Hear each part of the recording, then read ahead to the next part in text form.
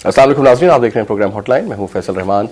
اسلام آباد میں ناظرین آج ہم جس شخصیت کا انٹرویو کر رہے ہیں کسی تعارف کی محتاج نہیں، بہت سینئر سیاستدان پاکستان میں، جناب راجہ ظفر الحق صاحب، چیئرمین پاکستان مسلم لیگ نواز۔ راجہ صاحب سے آج کے پروگرام میں میں ایسے سوالات کرنا چاہتا ہوں کہ جو پاکستان کی سیاست سے ڈائریکٹلی ریلیٹڈ ہیں۔ کہا جاتا ہے کہ جی پاکستان اس وقت ہماری سیاست اور دیگر حوالوں سے ایسے موڑ پر ہے جب کچھ بھی ہو سکتا ہے۔ کچھ حلقوں کا خیال یہ بھی ہے کہ یہ وقت اگلا جو 3-4 ہفتوں کا وقت اگر صحیح طریقے سے گزرتا نہیں تو رمضان کے دوران یا رمضان کے بعد غالباً کچھ اور بھی ہو سکتا ہے، کچھ غیر جمہوری قوتیں بھی پاکستان میں داخل ہو سکتی ہیں ہماری مین سٹریم سیاست کے اندر۔ کس حد تک یہ بات درست ہے اور یا کس حد تک ہم اس کو لیجیٹیمیٹ قرار دے سکتے ہیں؟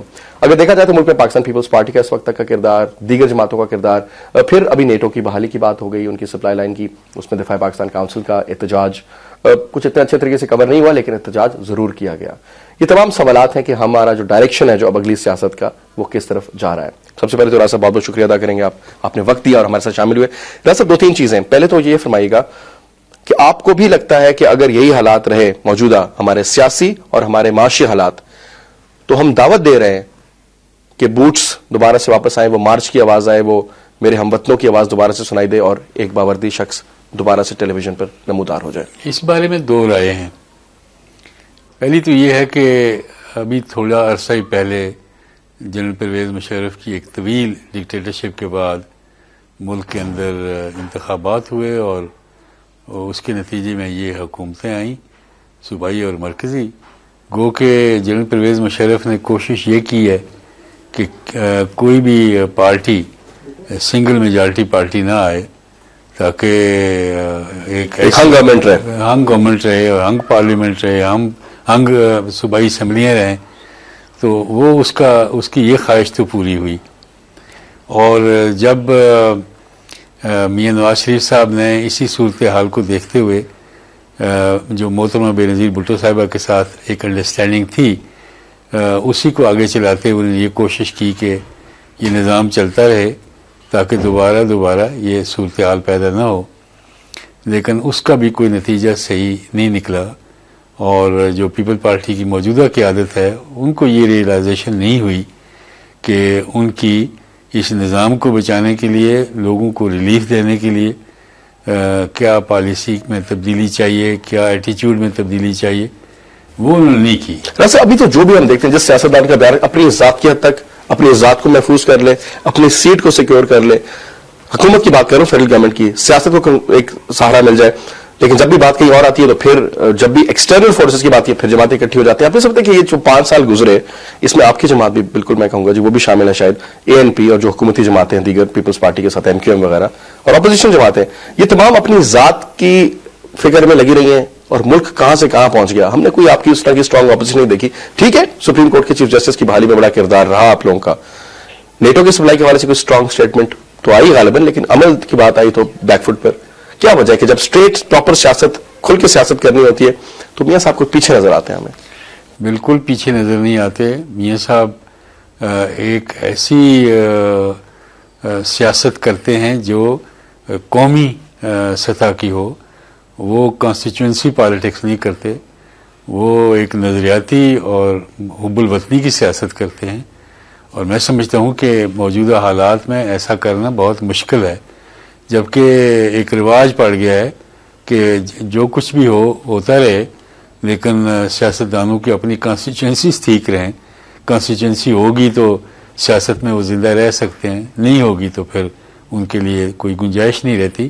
ایسی حالات میں بھی میاں صاحب نے بارہا یہ کہا ہے کہ میں اقتدار کی سیاست کروں گا، اقتدار کی سیاست نہیں کروں گا، اور یہ کوئی معمولی چیلنج نہیں ہے جس کو وہ لے کر چلے ہوئے ہیں۔ پارٹی کو بھی یہی باور کروایا ہے، اور جو پارٹی موجودہ ہے اس نے بھی میاں صاحب کی اس مشن میں ان کی پوری بھرپور حمایت بھی کی ہے۔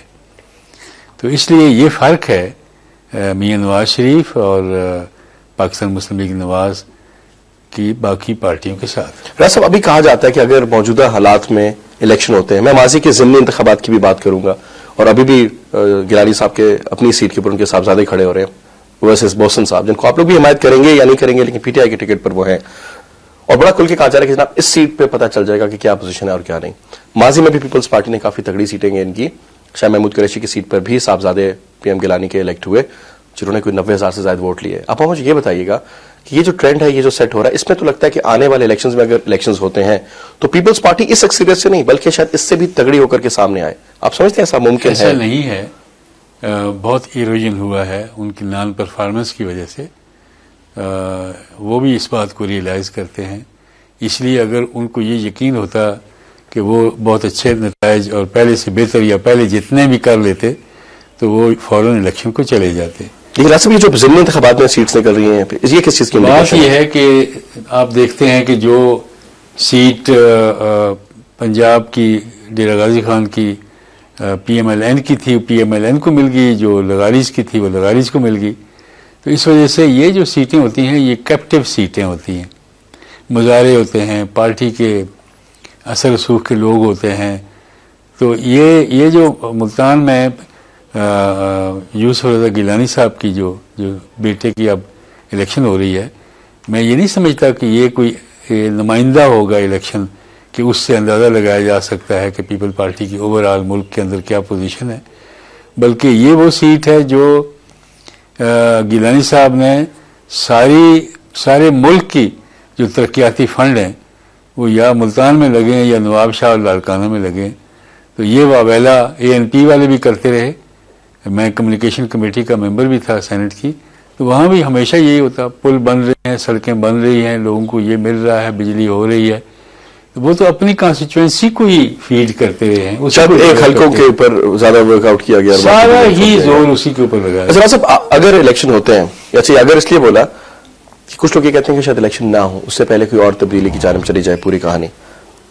اگر الیکشن ہوتے ہیں تو بات ہوگی, اور اگر الیکشن نہیں ہوتے یا ابھی نہیں ہوتے, تھوڑا ڈیلے آتا ہے, تو آپ سمجھتے ہیں ابھی میں یعنی کہ اس سال میں اگر ہوتے ہیں یا اگلے سال مارچ میں ہوتے ہیں کوئی فرق پڑے گا, یا یہی ایک سلسلہ آپ کو نظر آتا ہے آگے؟ میں سمجھتا ہوں کہ فرق تو گھنٹوں کے حساب سے پڑ رہا ہے. اب آپ دیکھتے ہیں کہ جو پچھلے سال کے سندھ کے اندر سیلاب آیا تھا, اس میں جو متھ سندھ کارڈ کا تھا وہ ٹوٹا, اور لوگوں نے برملا یہ کہا کہ ہماری کوئی خبرگیری نہیں کی گئی, بلکہ جب سیلاب کا زور تھا تو اس وقت زرداری صاحب فرانس کے اور انگلینڈ کے دورے پر چلے گئے تھے, اور وہاں ان کی کوئی خبرگیری نہیں کی گئی, جس کی وجہ سے میاں صاحب نے یہ ساری گرمیاں سندھ میں گزاری ہیں. اس سے کوئی فرق پڑا ہے جی؟ لیکن کہتے ہیں سندھ کی پارٹی کی جماعت جو ہے, مطلب پیپلز پارٹی کی جماعت ہے یا شہری جو جماعت ہے, وہ MQM کی ہو یا پیپلز پارٹی کی ہو, وہ بڑی مطلب کوئی نہیں جاتی تھی, کچھ بھی کر رہے ہیں آپ, سونے کے بسکٹ بھی بانٹنے تو بھی نہیں. یہ ایسا نہیں ہے, بہت فرق پڑا ہے, اور دونوں جگہوں پر پڑا ہے, اربن میں بھی پڑا ہے, رورل میں بھی پڑا ہے. اور یہی بات اور یہی خوف, یہی ڈر ان کو آپس میں قریب کر دیتا ہے. مسلم لیگ فنکشنل بھی تو الگ ہو گئی نا, وہ بھی تو ان کی حکومت کی سپورٹ میں چلے گئی.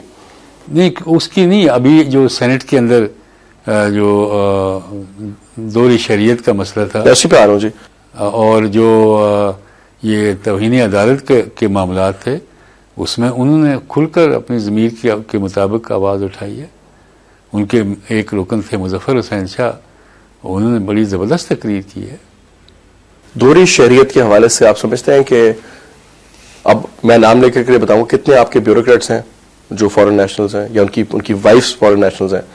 حفیظ شیخ صاحب آپ کے منسٹر ہیں فائنانس کے, فورن نیشنل, دیگر. اور آپ نہیں سمجھتے کہ یہ لمحہ فکریہ ہے کہ پاکستان کی مین سٹریم ڈیسیجن میکنگ پروسیس میں فورن نیشنلز بیٹھے ہوئے, جن کی اوبیسلی اگر آپ کا دیکھیں جی آپ کا فورن نیشنلٹی ہے تو کسی وجہ سے نا نان ٹرسٹ کی بیس پہ آپ نے رکھی ہوئی نا باہر. آپ نہیں سمجھتے کہ یہ چیز بہت ضروری ہے, اور اس کے اوپر بجائے کہ فیور میں ہو رہا ہوں, اس کے اگینسٹ فائل ہونا چاہیے کیس؟ اس کی فیور میں تو میرا خیال نہیں کہ کوئی زیادہ لوگ بولے ہیں. اور جب یہ معاملہ آیا سینٹ میں انہوں نے پیش کیا تو اس کی بڑی سخت مخالفت ہوئی, اور وہاں پر میرا فرض بھی بنتا تھا, اور میں نے بڑی ہسٹوریکل پرسپیکٹو سے اس کو پیش بھی کیا.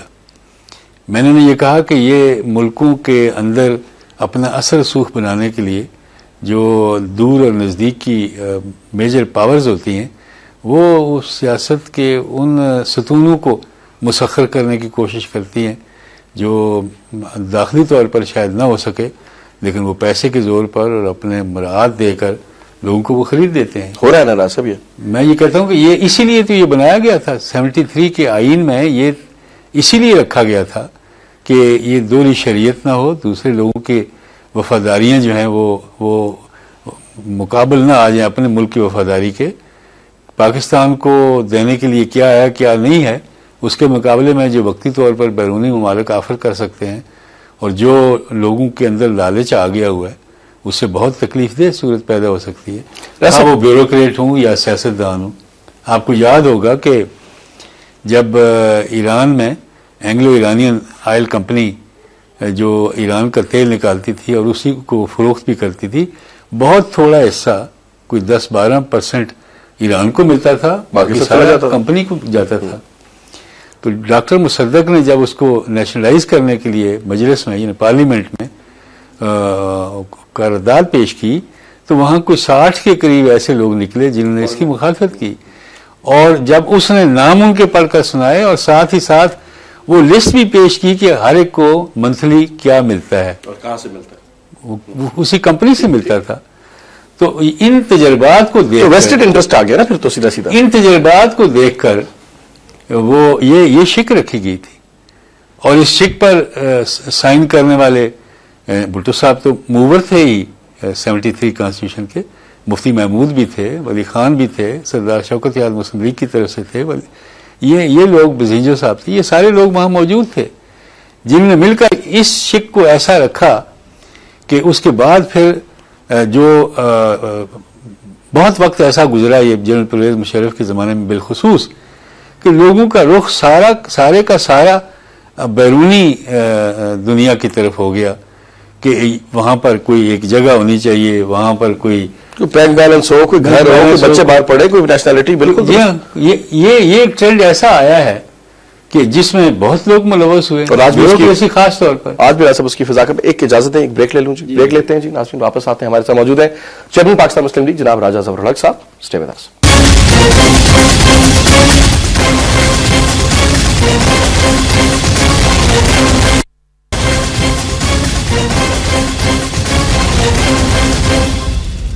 Welcome back ji. راج صاحب آپ سے گفتگو ہو رہی تھی ابھی تھوڑی دیر پہلے, اس میں بات ہوئی دوہری شریعت کے حوالے سے, اور بڑا کلیئر آپ نے موقف دے دیا کہ کیا ہونا چاہیے کیا نہیں. دوسری امپورٹنٹ چیز جو بھی چل رہی ہے وہ چیز چل رہی ہے قانون جو بنا توہین عدالت کے حوالے سے. اچھی قانون ہونا چاہیے نہیں ہونا چاہیے اس پہ بھی میں ڈیفینیٹلی آپ سے بات کروں گا, لیکن اس کی جو ٹائمنگ ہے وہ اس کو زمرے میں لے کر کے جا رہی ہے کہ جہاں پر سپریم کورٹ بہت سے اس کے اوپر کیسز بھی ہیں, اس کو چیلنج بھی کیا گیا کہ سپریم کورٹ بھی اس کو غالباً اس کو کسی اور انداز سے دیکھے گی.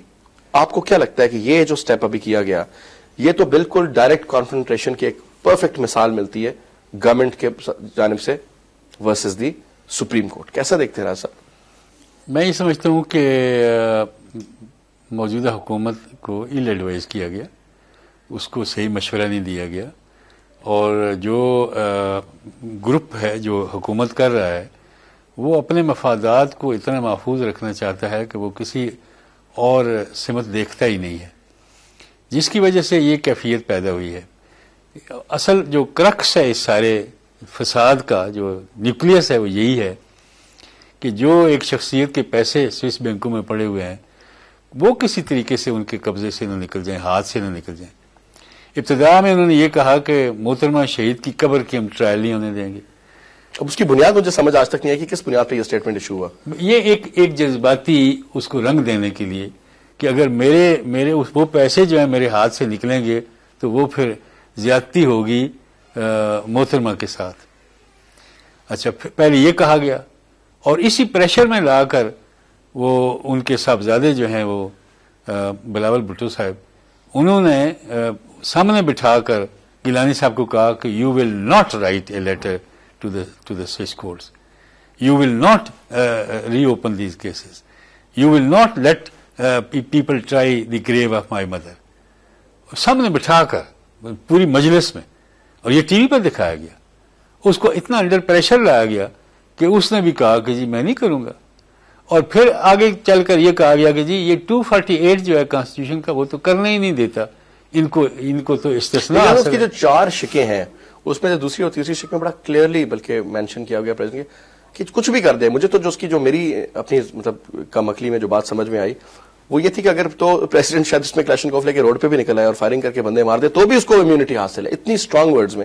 تو اس کی انٹرپریٹیشن میں وہ جو جب یہ پیپلز پارٹی کہتی ہے کہ نہیں جی ہمارے خیال میں یہ ہوتا ہے, تو آپ نہیں سمجھتے کہ تھوڑا سا ان کی ٹلٹ میں فیصلہ جاتا ہے یا نہیں؟ نہیں, بالکل نہیں جاتا. اس کی وجہ یہ ہے کہ سپریم کورٹ نے کہا کہ اگر وہ یہ سمجھتے ہیں کہ اتنا ایک بلینکٹ کور ان کو حاصل ہے اور کوئی جو کچھ بھی وہ کریں, مرڈر بھی کر دیں, کچھ بھی کر دیں, تو وہ ان کو کچھ نہیں کوئی کہہ سکتا, تو پھر آئیں عدالت میں آ کر یہ کہیں, ان کی طرف سے کوئی کہے, آرگو کرے کہ یہ ان کو ایک بلینکٹ کور حاصل ہے, استثناء حاصل ہے. وہ لیکن انہوں نے یہ پوائنٹ نہیں اٹھایا. صاحب ابھی تک تو عدالت میں استثناء کے حوالے سے تو بات چل رہی ہے. پہلے کا جو کیس تھا وہ توہین عدالت اور استثناء, دو ڈفرنٹ کیسز ہیں نا.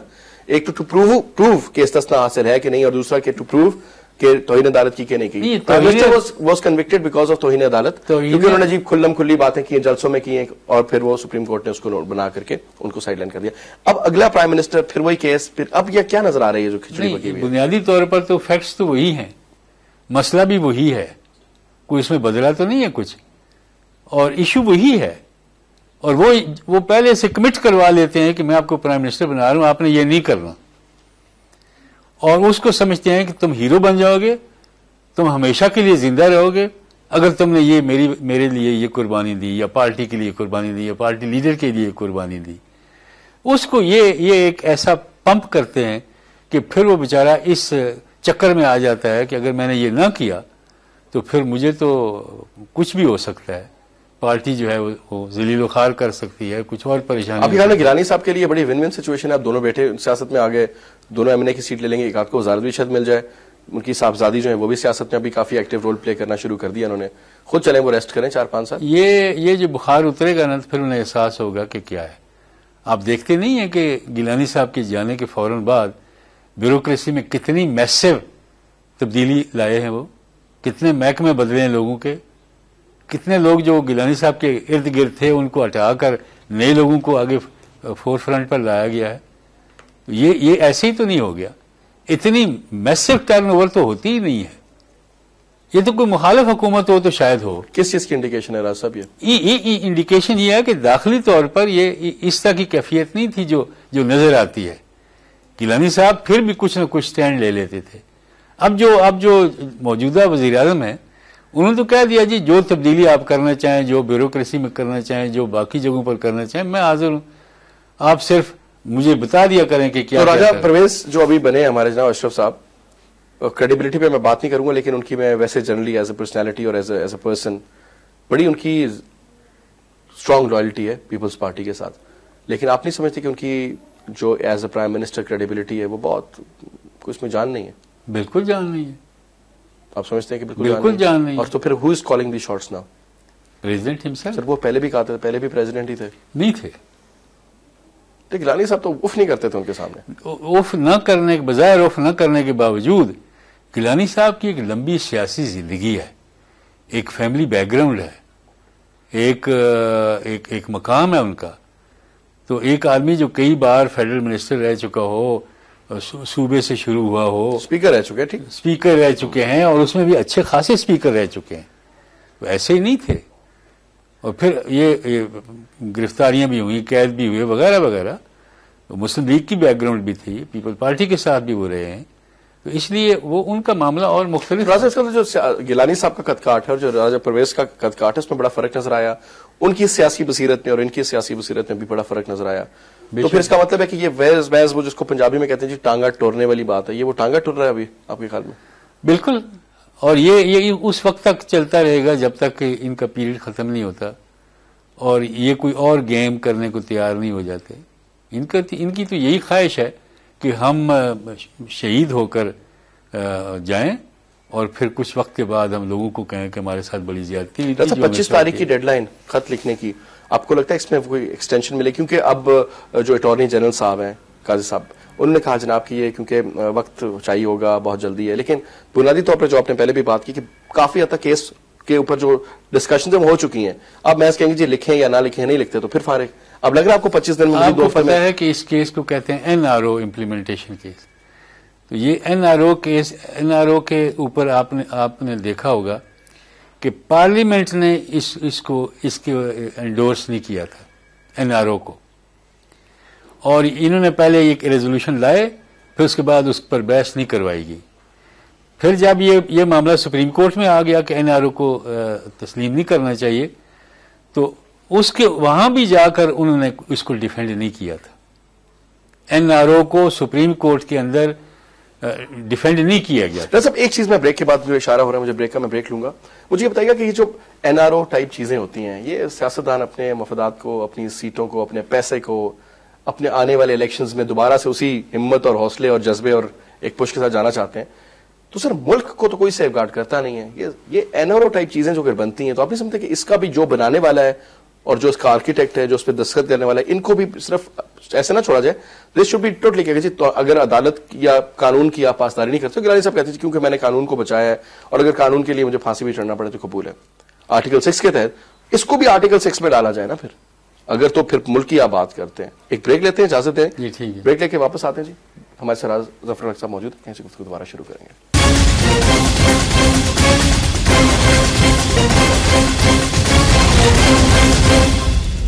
Welcome back. جی راز صاحب بات ہو رہی تھی کہ این آر او، اب این آر او جو ہے اس کا جی عام آدمی کا تو کوئی تعلق ہے نہیں، اس میں یہ ایک ایگزیکٹ روٹ ملتا ہے سیاستدانوں کو آنے کا یا جانے کا.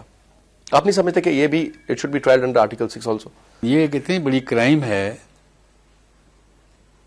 اگینسٹ پاکستان جس کا ضرور حساب لیا جانا چاہیے، اور جو اس کے بینیفیشریز ہیں ان کے خلاف بھی کارروائی ہونی چاہیے، اور جو اس کا گاڈ فادر ہے اس کے خلاف بھی کارروائی ہونی چاہیے. اس کی تو ایگزامپل بننی چاہیے. ایگزامپل بننی چاہیے.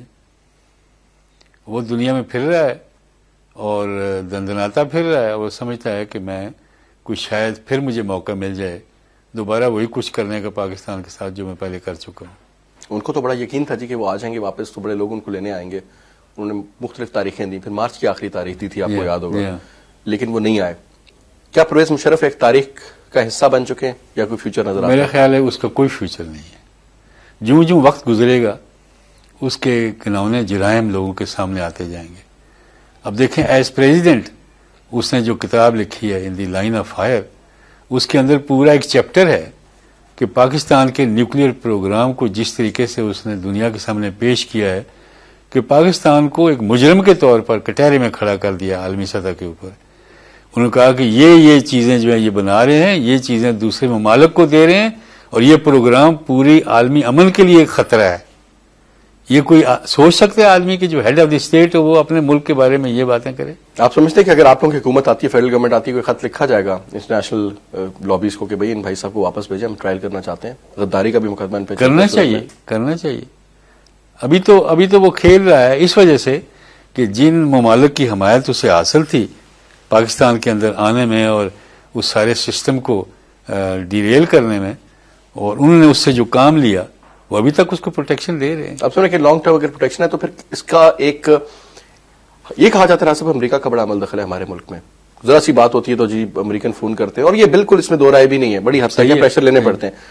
تو اس کا مطلب ہے کہ امریکن ان کا ساتھ دے رہے ہیں، کوئی جوئش لابی ان کو ساتھ دے رہی ہے، یا مثال کے طور پہ امریکن کوئی سیاستدان ان کا ساتھ دے رہے ہیں. بش کے ساتھ بڑے تعلقات تھے ان کے، اور ابھی تک اگر ان کو بڑی عزت کے ساتھ بڑی پروٹیکشن کے ساتھ رکھا گیا ہے برطانیہ میں بھی، تو کل عین ممکن ہے کوئی ایسے حالات کریٹ کر دیے جائیں گے ان کی واپسی کی بات نہیں، کیونکہ وہ بڑے واضح طور پر کہتے ہیں آپ دیکھیں گے ہونے کیا والا ہے، یا وہ محض سیاسی ایک مفروض ہیں. ویسے وہ کوئی غیر ذمہ دار قسم کا آدمی ہے، وہ جھوٹ بھی بولتا ہے. اس نے بڑی کوشش کی ہے کہ پاکستان ریکگنائز کر لے اسرائیل کو.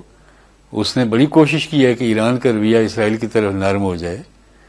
اس نے ملاقات جب کی احود بارک کے ساتھ، تو وہ کسی نے کہا کہ جی آپ نے اس سے ملاقات کی؟ نہیں، وی بمپڈ انٹو ایچ ادر ہوٹل میں، وہ بھی ٹھہرا ہوا تھا، میں بھی مل گئے ہم چلتے. لیکن اس نے جو بیان دیا اس نے کہا کہ یہ ایک پری ڈیٹرمنڈ میٹنگ تھی جو 2.5 گھنٹے ہم آپس میں باہمی تعلقات اور عالمی سطح کے اوپر اپنی کوآپریشن کے بارے میں ہم باتیں کرتے تھے.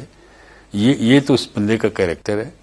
اور آپ نے یہ بھی سنا ہوگا کہ وہاں کے وزیر اعظم نے یہ کہا کہ یہ وقت بھی آنا تھا کہ پاکستان کے صدر کے لیے ہم دعائیں کر رہے تھے کہ یہ بچ جائے اور یہ رہے. تو اس وجہ سے اس کا کیریکٹر تو ابھی پوری طرح لوگوں کے سامنے واضح بھی نہیں ہوا. آپ نہیں سمجھتے کہ ٹرانسپیرنسی ہو، ایگزیکٹلی ہمیں پتہ چلے کیا ہو رہا ہے کیا نہیں ہو رہا؟ ٹرانسپیرنسی اور اس میں اکاؤنٹیبلٹی اکراس دا بورڈ، اس کے لیے جو مسلم لیگ نے مسودہ دیا تھا گورنمنٹ کو، اس پر کوئی پیش رفت ہوئی ہی نہیں ہے. جیسے کہ یہ مسئلہ ہی نہیں ہے اکاؤنٹیبلٹی، حالانکہ ہونا چاہیے تھا.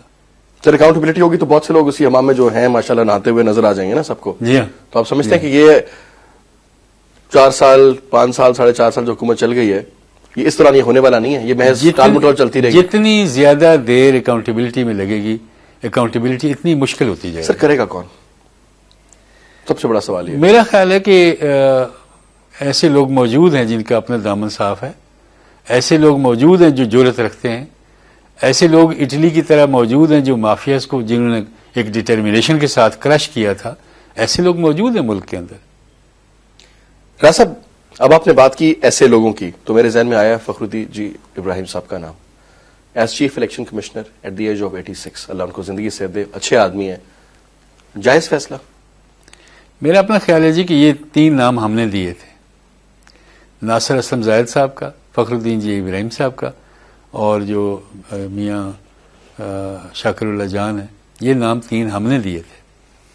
اس میں سے انہوں نے کچھ 2-3 میٹنگیں تو ہوئی تو کوئی اتفاق رائے نہیں ہو سکا، اور آخر میں انہوں نے پھر کہا کہ جی ٹھیک ہے یہ ایسے تو فیصلہ نہیں ہوگا، تو ہم آپ ہی کے دیے ہوئے ناموں میں سے ان کو ہم قبول کرتے ہیں.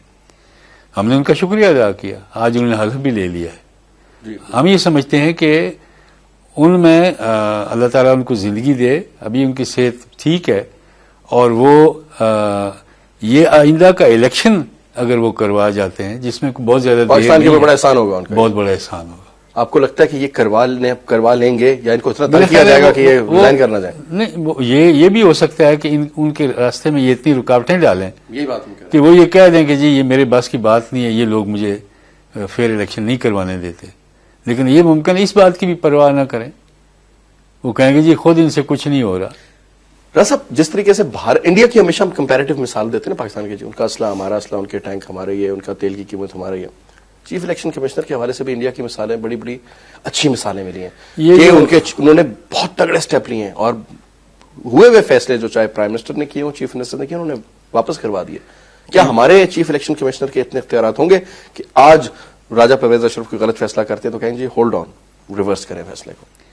جو ان کے پہلے چیف الیکشن کمشنر تھے وہ جج نہیں تھے، وہ ایڈمنسٹریٹو سروس کے آدمی تھے، انڈین ایڈمنسٹریٹو سروس کے ٹی این سیشن. اس شخص نے تو ایک مثال پیدا کر دی کہ فیئر الیکشن کیسے کیا جا سکتا ہے، بائی بک. بالکل. اور وہ پورے انڈیا کو چھوٹا ملک تو بھی نہیں ہے، لیکن وہاں ہر جگہ پر جہاں سے شکایت آئی گورنمنٹ کی انٹرفیئرنس کی، وہ آدمی وہاں پہنچا، نوٹس لیا اور اس کو ریکٹیفائی کیا، سب سے بڑی بات، اور ایک مثال قائم کی کہ یہ ہو سکتا ہے. باقی جو لوگ ہیں وہ کیسے اس میں آپریٹ کرتے ہیں اپنے آپ کو، سیاستدان وغیرہ، وہ اور بات ہے، لیکن گورنمنٹ کی انٹرفیئرنس اس نے بند کر دی. اس کے جو مسٹر سہگل تھے وہ جو ان کو فالو کیا انہوں نے، وہ بھی اسی طرح کے تو نہیں لیکن کم بیش انہوں نے بھی بہت اچھا کنڈکٹ کیا ہے. تو یہ 2 مثالیں وہاں کی موجود ہیں.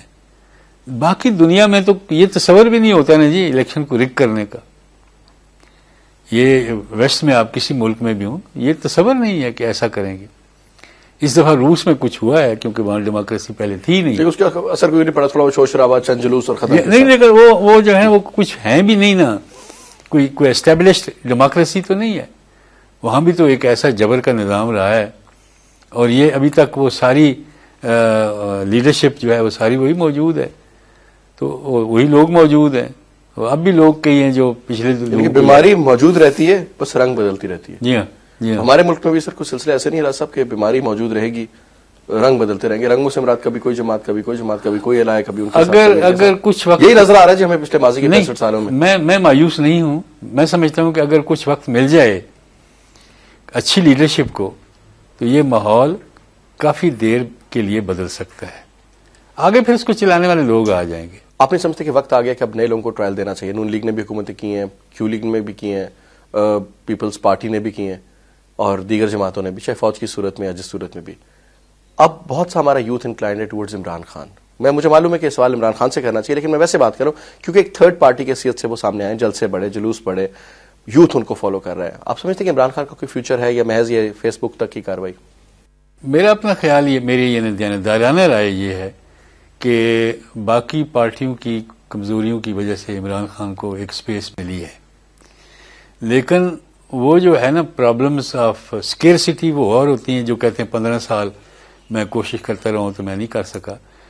یہ جو پرابلمس آف ایبنڈنس ہوتی ہے نا جی، وہ اس کو کنٹرول کرنا ملک کو چلانے کی صحیح لٹمس ٹیسٹ ہے کہ اگر آپ پارٹی کو صحیح طور پر رکھ سکتے ہیں. اب ان کی پارٹی میں بھی وہ خود کہتے ہیں، پچھلے دنوں کسی آدمی کو شامل کر رہے تھے، ان کا ہماری پارٹی میں یہ شامل ہو رہے ہیں لیکن اتنی لڑائیاں ہیں کہ ان کو اندازہ نہیں ہے کہ کیا کچھ ہے ہر جگہ پر. بھئی ہر کوئی کچھ نہ کچھ بننے کے چکر میں کوئی نہ کوئی عہدہ. میں یہی کہتا ہوں آپ سمجھتے ہیں کہ ملک چلانے میں، راز صاحب یہ سوال مجھے بریک کا پھر انہوں نے اشارہ کر دیا کہ کوکا کولا کمپنی ہو یا ٹیلی نور کا دفتر ہو، ملٹی نیشنل ہو، اس کو چلانے کے لیے ایک الگ موڈ مزاج چاہیے. ہماری لوکل سیاست اور جو ہماری عوامی، خاص کر کے وہ طبقے جو سیاست میں ڈائریکٹلی ملوث ہیں، جو نعرے مارتے ہیں، جھنڈے اٹھاتے ہیں، موٹر سائیکلوں پہ نکلتے ہیں، جو تھوڑا لڑائی جھگڑا بھی کرتے ہیں، ان کے سنبھالنے میں بڑا فرق ہے. بہت فرق ہے. تو یہ ایک مشکل یہ ایک ایسا ایلیمنٹ ہے جو اس کے قابو میں نہ آیا ہے نہ آئے گا. ایک بریک لیتے ہیں جناب، واپس آتے ہیں.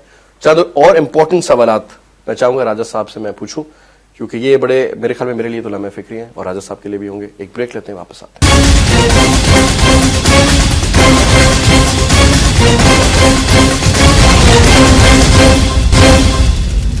ویلکم بیک ناظرین. راجہ صاحب 2-3 امپورٹنٹ سوال. ایک تو جو بلوچستان میں ہم سلسلہ دیکھ رہے ہیں، پختونخوا ملی عوامی پارٹی سے تعلق رکھنے والے پختون لوگوں کا، مزدور لوگوں کو کان کن تھے، اٹھایا، مار دیا گیا، ان کی لاشیں پھینک دی گئی. آج پھر مجھے خبر ملتی ہے 8 کے قریب اور لوگوں کو اغوا کر لیا گیا. آئے دن ہزارہ کمیونٹی کے شیعہ لوگوں کو وہاں پہ مارا جا رہا ہے. بم بلاسٹ، پولیس پہ حملے، ایف سی پہ حملے، وہ ایک الگ چیپٹر ہے. انسرجنسی اپنی جس کو فورن فنڈڈ کہا جا رہا ہے وہ بھی زور پکڑتی جا رہی ہے. یہ اب بلوچستان کا کیا نظر آ رہا ہے آپ کو؟ کہ کوئی ڈاما ڈول سچویشن لگ رہی ہے یا سلسلے ٹھیک ہو جائیں گے؟ جب شروع میں یہ گورنمنٹ آئی تھی تو میاں صاحب کے ساتھ میں بھی گیا، زرداری صاحب کے ساتھ ایک میٹنگ تھی، تو انہوں نے کہا کہ ایک پڑوسی ملک کے ہائی کمشنر آئے تھے اور وہ کہہ رہے تھے کہ کشمیر میں کچھ انٹرفیئرنس دوبارہ شروع ہو گئی ہے. یہ کتنی پرانی بات ہے راجہ؟ جب انہوں نے یہ صدر بنے تھے تو اس وقت کی بات.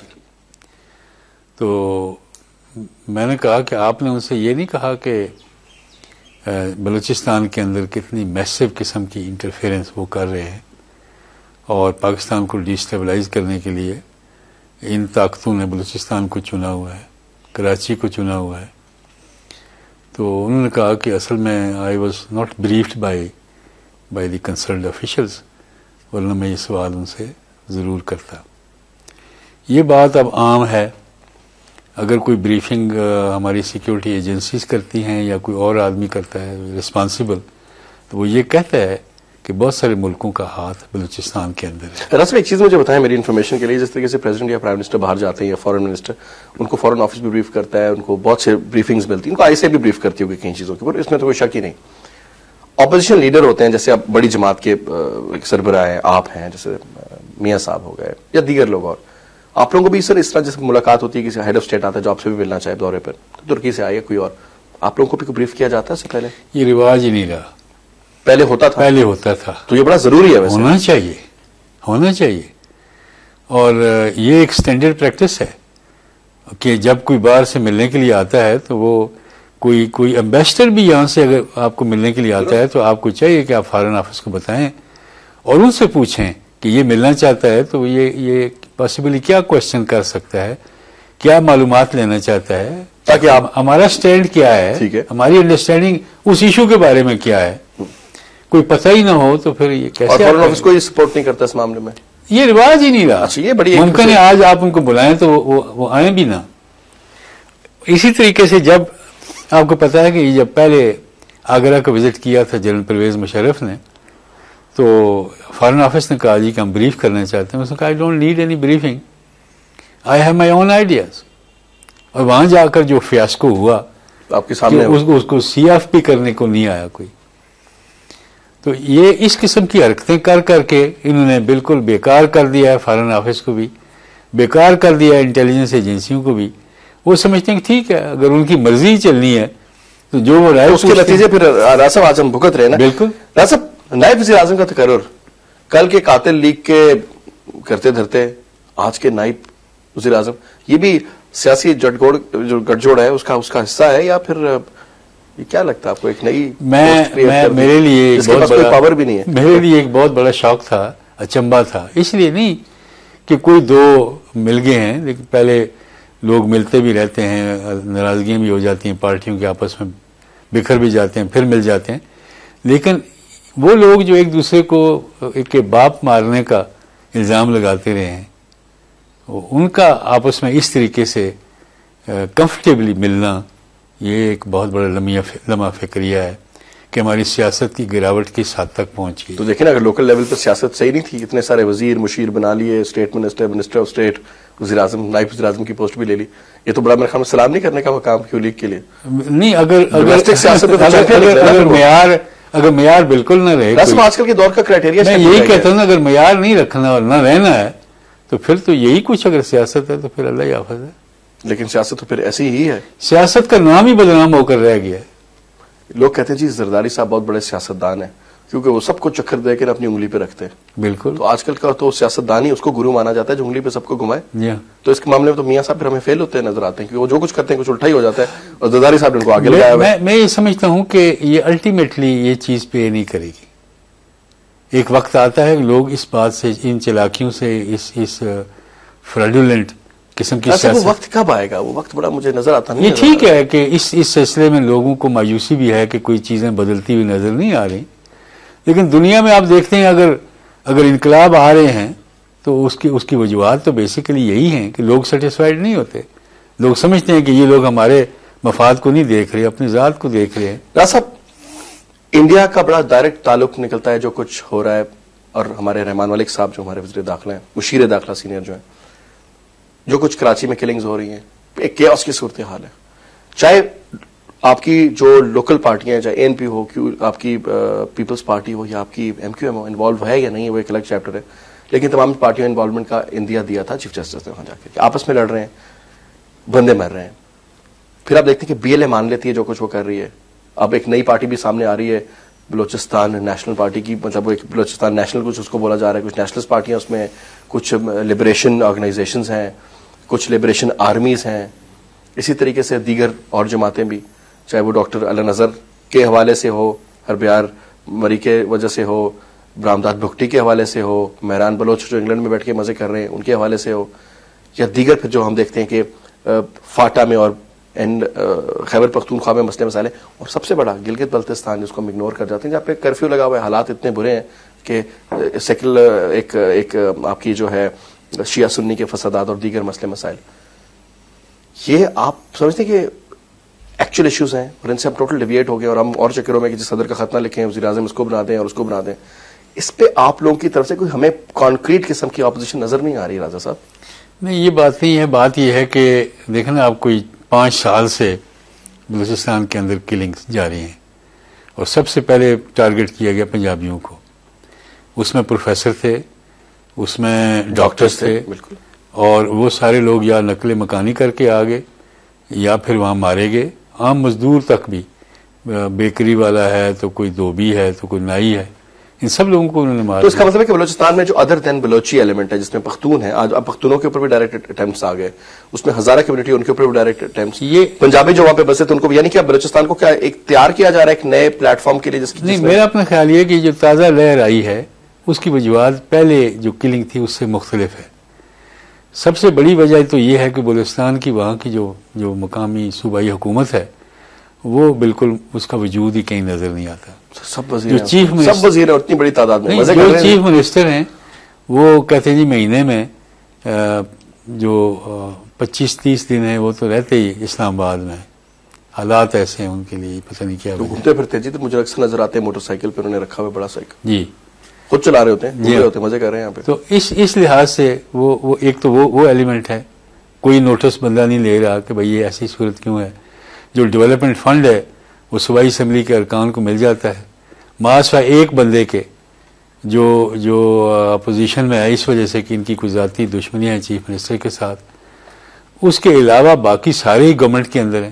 آل members of the provincial assembly are in the government. That is the beauty sir, یہ تو جمہوریت کا نام ہے پھر میرے خیال میں۔ نہیں، جو یہ بار بار فکرہ دہرایا جاتا ہے نا خاص طور پر پریزیڈنٹ صاحب دہراتے ہیں کہ جمہوریت جو ہے وہ سب سے ریونج والی بات، ریونج سب سے بہترین ریونج ہے.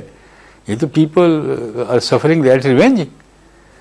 اچھا، اب اس میں بیرونی ممالک کو تو موقع مل جاتا ہے تو وہ کر لیتے ہیں، اور کیوں نہ کریں گے؟ آپ ان کو اگر موقع دیتے ہیں اپنے حالات کی وجہ سے تو پھر وہ تو اس سے فائدہ اٹھانے کی کوشش کریں گے. تو یہ سارا آوے کا آوا بگڑا ہوا ہے. کراچی ہے تو یہ جو نئی لہر آئی ہے اس کی وجہ میں سمجھتا ہوں کہ یہ جو بحال ہوئی ہے نیٹو سپلائیز، اس کی وجہ سے. اس سے پہلے کہ نیٹو سپلائی پہ میں آپ سے سوال کروں، ایک چیز بتائیں کہ ابھی لاہور میں کل کی بات ہے، خیبر پختونخوا کے پولیس کے ٹریننگ کے جوان ان کو مارا گیا، اور اس طرح کا ایک آپ کو یاد ہے کچھ ایک دن 2 دن پہلے واقعہ پیش آیا، جو وہ ہیلی کاپٹر کے جو کریش کی سائٹ پہ ڈھونڈ رہے تھے ان کو بھی مار دیا گیا. اسی ٹائم پہ اسی طرز پہ پنجاب میں بھی گیم سٹارٹ ہوگی. آپ سمجھ رہے ہیں یہ جو جڑ تھی یا پنجاب میں بھی داخل ہو چکی ہے اس فساد کی، بالکل جو بھارت، امریکہ یا اسرائیل مل کر کے کر رہے ہیں. نہیں، وہ طالبان کلیم کر رہے ہیں، یہ لاہور والے واقعے کو بھی کلیم کر رہے ہیں، اور انہوں نے فالو کیا ہے وہ ان پولیس والوں کو. پہلے تو پنجاب کے پولیس والوں کو مارا تھا نا، ابھی انہوں نے ڈھونڈا، انہوں نے اب ان کو ڈھونڈا ہے. یہ تو اس کا مطلب یہ ہے کہ یہ اتنا فری موومنٹ ہے ان کی، یہ ہم میں سے ہی اور ہمیں پتہ ہی نہیں ہے کون ہے. سب سے بڑی بات یہ ہمارے اندر کا دشمن ہے جو ہم آئیڈینٹیفائی نہیں کرتے. بات ہے کہ ایک نظریے کو ختم کریں گے تو یہ قصہ ختم ہوگا. یہ بندے ختم کرنے سے نظریہ ختم نہیں ہوتا. سر ایک چیز کو 2 سوال کروں گا. ایک تو یہ بتائیں کہ عمران خان کے حوالے سے انہوں نے ابھی شامل نہیں کیا اپنے آپ کو، یا انہوں نے اس طریقے سے اس کو سپورٹ نہیں کیا جو پاکستان دفاع کونسل کی ریلی تھی. بڑے لوگ تھے، گرمی میں نکلے، سارا کچھ. آپ لوگوں نے بھی تگڑا رسپانس، انہوں نے گلا بھی کیا اس چیز کا، جی ہمیں سپورٹ ملتی تو بڑا ایک بڑے جینوئن کاز کو، نیٹو کے کاز کو، اس کو آپ لوگوں نے پوز کیا، وہ لوگ نکلے تھے. میں یہ نہیں کہتا کہ وہ غلط ہوا فیصلہ دوبارہ بحالی کا، صحیح ہوا ہے، اس میں بھی ایک بڑا لمبی گفتگو ہے. لیکن اس ریلی کو سپورٹ کر کے ایک انٹرنیشنل فورم پہ یہ تو ہم دکھا سکتے تھے نا کہ جناب عوام نہیں چاہتی، حکومت نے against the will of the people یہ فیصلہ کیا. اصل میں بہت کھل کر یہ بات نہیں کرنا چاہتا، لیکن اگر کوئی آدمی آپ کو کہے گا آئیے جی اکٹھے چل کر یہ اس بارے میں اظہار خیال کرتے ہیں یا مظاہرہ کرتے ہیں، تو اگر آپ کو ان کے الٹیمیٹ ایم اور گول کا ہی پتہ نہ ہو اور وہ آپ کے ساتھ شیئر نہ کریں تو آپ کیسے کریں گے؟ انہوں نے آپ کے ساتھ ڈیٹیلز نہیں مطلب ہے کہ انہوں نے یہی کہا نا جی کہ آئیے اکٹھے چل کر کرتے ہیں، آپ بھی ہماری مدد کریں. تو آپ لوگوں نے اس وجہ سے، کیونکہ تو کوئی ڈائلاگ کی بات چیت نہیں ہوئی آپ کی ان کے ساتھ؟ بات چیت نہیں نہ ہو سکی. پاکستانی میڈیا نے کیوں نہیں کوریج کی؟ اس دن طلعت نے بھی اپنے پروگرام میں یہ بات کی ہے کہ پاکستانی میڈیا نے اس کی کوریج نہیں کی. اس کا مطلب ہے کہ پاکستانی میڈیا کو فورن ایلیمنٹ سپورٹ کر رہے ہیں، امریکن ایریا سپورٹ کر رہے ہیں، ان کے چنک میں جو مارکیٹنگ کا چنک ہے پیسہ اس میں وہ ڈال رہے ہیں، وہ بھی ڈال رہے ہیں، پھر یہ اپنی گورنمنٹ کو کہہ دیتے ہیں تو یہ اپنے جو ذرائع ہیں وہ بھی استعمال کرتے ہیں. تو یعنی کہ حکومت کا بھی اس میں عمل دخل ہے کہ ان کو بھی ایڈز ویڈز جن کو مل رہے ہیں وہ اس کو کوریج نہ کریں، کیونکہ کوریج نہیں ہوئی، پتہ بھی نہیں چلا مجھے 2 دن کے بھائی ہوا کیا. صحیح بات ہے. حالانکہ لوگوں نے بڑا لمبا کارواں تھا، مجھے پتا چلا جناب کہ 2 گھنٹے کا جو فاصلہ تھا 8-8 10 گھنٹوں میں کور ہو رہا ہے. لیکن انہوں نے بھی یہ کمال کیا ہے کہ بجائے اس کے کہ پہلے ریلیز چھوٹی چھوٹی نکالتے مختلف جگہوں پر، الٹیمیٹلی وہ اسلام آباد آتے، انہوں نے یہاں آ کر پورا زور لگا کے اب وہ کہتے ہیں جی اب ہم میاں والی کریں گے تو پھر سرگودا کریں گے. الٹا گیا نا، جو کام شروع میں کرنے تھے اور بعد میں اور اس کا دینا تھا، رنگ پہلے دے دیا اور کام بعد میں. راز صاحب ایک بہت امپورٹنٹ، ہم سب الحمدللہ مسلمان ہیں جی اور 57 اسلامی ممالک ہیں. برما جہاں پہ عرصے سے ڈکٹیٹرشپ ہے، یہاں سوچی وہاں پر ایک ڈیموکریسی کی بات کرتی ہے، کبھی اس کو ہاں کبھی نہ کا چکر چلتا ہے. وہاں پہ 4% ان کی آبادی مسلمانوں میں مسلم ہے، باقی زیادہ تر بدھسٹ ہیں. ان کے ناردرن علاقوں میں مسلمانوں کی نسل کشی کی جا رہی ہے، لاشوں کے ڈھیر لگ رہے ہیں اور ذرا بھی بات باہر نہیں آ رہی. پاکستانی حکومت یا آپ حیثیت the 2nd largest party at the moment opposition میں، آپ لوگوں نے اس کے لیے کیا کیا؟ کوئی آواز اٹھائی ان کی حکومت کو، کوئی خط لکھا، کوئی انٹرنیشنل فورم پہ کوئی بات کی؟ میں نے کوئی تقریباً 1 مہینہ پہلے میں نے خط لکھا ہے UN کے سیکرٹری جنرل کو، بان کی مون کو. پھر میں نے خط لکھا ہے جو OIC کے سیکرٹری جنرل ہیں احسان اوغلو صاحب کو. پھر میں نے جو ہیومن رائٹس کونسل ہے جنیوا میں اس کو خط لکھا ہے. میں نے کہا کہ وہاں مشن آپ بھیجیں جو آن دا اسپاٹ جا کر وہاں وہ یہ سارے حالات دیکھے، اور بالخصوص اس وجہ سے بھی کہ خود UNO نے یہ کہا ہے کہ دنیا میں سب سے زیادہ پرسیکیوٹڈ اگر کوئی لوگ ہیں تو وہ برما کے یہ مسلمان ہیں، جو بنگلہ دیش کے ساتھ جو بارڈر ملتا ہے اس میں وہ رہ رہے ہیں. اور جب وہ جانا چاہتے ہیں جی بنگالی ان کو اجازت نہیں دیتے بنگلہ دیش کی گورنمنٹ. بنگالی جو ہیں انہوں نے الاؤ کیا پہلے, اور وہ وہاں کوئی 3 لاکھ کے قریب وہاں موجود ہے, اور بیرونی امداد وہاں نہیں مل رہی, سارا بوجھ بنگلہ دیش کے اوپر ہے, اور وہ کہتے ہیں جی کہ اس سے زیادہ ہم کوئی مزید لوگ لینے کی پوزیشن میں نہیں ہیں. اس